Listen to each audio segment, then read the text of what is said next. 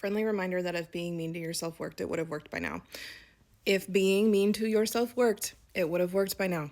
My husband and I were having this conversation yesterday, and then it came up again at Bible study yesterday as well. We were talking about how my husband, like when the devil comes into his head, he tempts him more with lawlessness. With me, he tempts me more with legalism.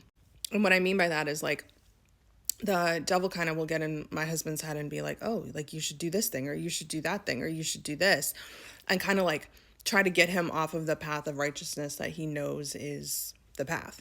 Versus for me, the devil will more oftentimes come in and say things like, oh, like you're not doing that well enough, you're not doing that right enough, you're not like you need to be better, you need to be more perfect, you need to be like you need to avoid these things even more. And I share this because after talking to a lot of people about this, like running a trauma institute for several years, seeing people like come to me and really share the disconnection and the distortion and the depletion and the distraction that the devil had like really created in their lives, it all came down to shame. It all came down to like this, when I do these things, like I am not enough. I am upsetting God. I am like making God mad. Whether it's I'm getting called towards these things that like I know I shouldn't be doing, or I'm like making myself wrong around things that aren't even necessarily like outside of what God would want me to be doing. But since I'm shaming myself around them, and since I'm using rules and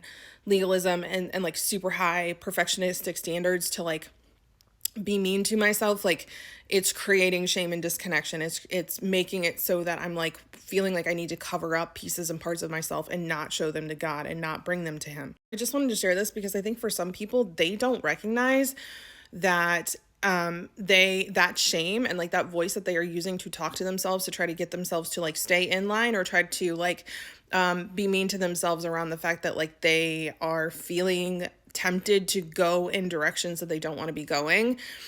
Like that voice, that meanness, that unkindness, it doesn't work. Because if it worked, it would have worked by now, right? Like if you were going to change your behavior based on being unkind and really mean to yourself, you wouldn't still be having the thoughts that you're having.